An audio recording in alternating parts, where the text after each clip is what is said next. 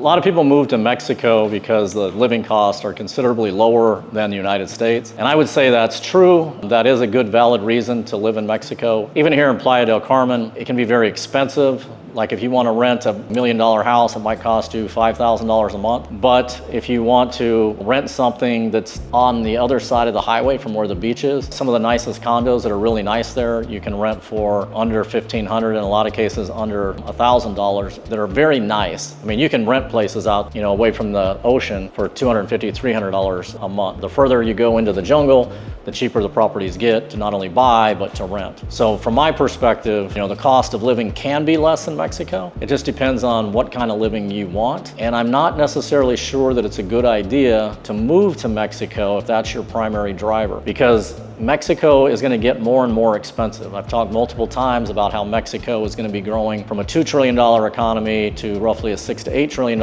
economy over the next 25 years and become the 5th largest economy in the world. As that happens, it's going to get more and more expensive to live in Mexico, and it might get even more expensive than the United States at some point. Unless you're buying property here, if you're renting long term, that may not be a valid reason to move to Mexico, especially if you're on a limited amount of retirement income. So that's my perspective on living costs. Yes, it's lower, but it may not always be lower.